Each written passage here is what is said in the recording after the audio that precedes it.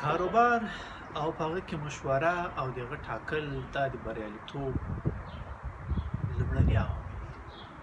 که په هر جغرافیه کې او هر ځای کې واوسېږئ خو چې ژوند ته پلان ونه لرئ، هدف ونه لرئ، نو بیا دا ژوند معنا نه ورکوي.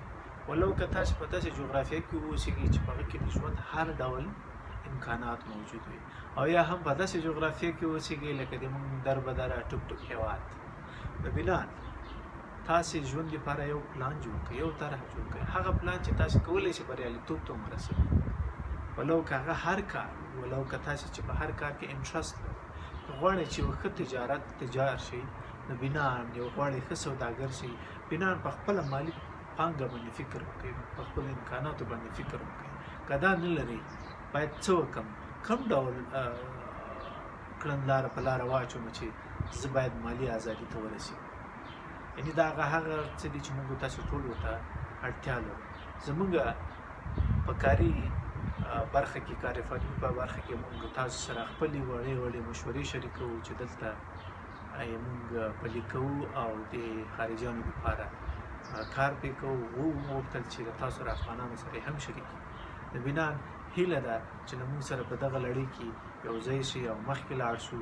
په تاسو سره زه د دوی تجربې، د موږ تجربې او د نورو علماو تجربې چې دلته د دوی ترسره کوي او دوی مخ ته بیایي، د بنا زه هغه غواړم له تاسو شریکې کړم چې څنګه موږ کولی شو کار وکړو، کاروبار ولرو، روزګار ولرو، مخکې لاړ شو.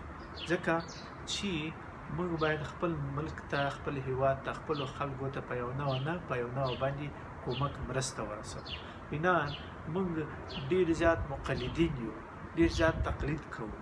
موږ باید هڅه وکړو تقلید ونه کړو. که یو څوک یو کار شروع کړي، هغه کې لږ مخکې لاړ شي، بلې دستې شروع کوي. که یو څوک یو مخکې ته کار کوي، بلې دستې شروع نه. هر سړی بیل دنیا لري، هر سړی بیل اهداف لري. راځئ په بیلو اهدافو باندې خبرې وکړو، راځئ په بیلو اهدافو باندې مخکې لاړ شو. ځکه چې دا دنیا کې هر څوک بیل ژوند کوي، دې دنیا کې هر څوک بیل مړه کېږي. ټول یو ځای نه مړه کېږي او ټول یو ځای نه دي راغلي. بیل راغلي دي او بیل به ځي. نو بنا بیل به کار کوو او بیل به مخکې ځو په خپلو مخو کې، او په یو فکر او په یو دیدګاه باندې.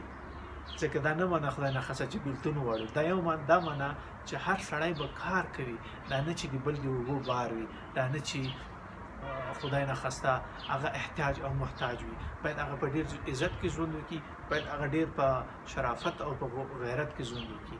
هیله ده له موږ سره په دغه لړۍ کې یو ځای شي او مخکې لاړ شو.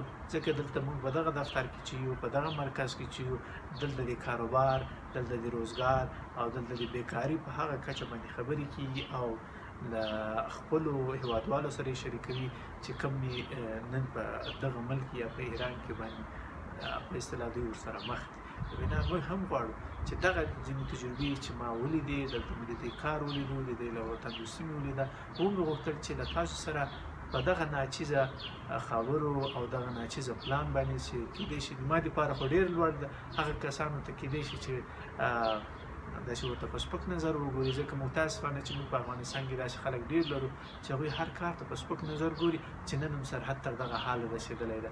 متاسفانه بدبختانه هیله ده موږ سره یو ځای شي. که چېرته غواړئ چې موږ پرمختګ وکړو، نو له موږ دغو پروګرامونو له موږ سره یو ځای شي. همیشه هم تفریح په درد نه خوري، همیشه هم خندا په درد نه خوري، همیشه هم هغه څه په درد نه خوري چې هغوی زموږ فقط ټایم ضایع کړي. لږ باید د کار په اړه باندې هم فکر وکړو، لږ باید د خپل راتلونکي په اړه باندې هم فکر وکړو، او لږ باید په هغه شي باندې فکر وکړو چې څنګه موږ کولی شو پیسه داره شو، څنګه موږ کولی شو اقتصاد ولرو، څنګه موږ کولی شو چې له سیالانو سره سیال شو، او څنګه موږ کولی شو چې یو غریب بیچاره ته لاس ورکړو. هیله ده له موږ سره په دغه لړۍ کې یو ځای شي او مخکې لاړ شو. زموږ یوټیوب چینل او زموږ اجتماعي کومې شبکې چې دي، دا تنها د دې په خاطر نه دي چې موږ ته عاید ځینې راشي، بلکې دا د دې دپاره هم دي چې تاسو ته یو خبره در ورسېږي. تاسو خو بیل هغه شیان بعضې ګورو موږ تاسې چې انټرنیټ نه تاسې بیل هغوی استفاده کوئ، خو چې له داسې یو شي نه استفاده کوئ چې هغوی د تاسې هم ټایم ضایع کوي، هم پیسې ضایع کوي، او یو هم څه حاصل نه کوي، هم زړه خراب شي، وجدان مو خراب شي. نو د هغه په ځای داسې یو څه استفاده کوي، ویې ګورئ، خوند ترې واخلئ چې هغوی هم تاسې ته سوند درکړي او هم خوند درکړي. مننه کوم. السلام علیکم ورحمت الله وبرکاته.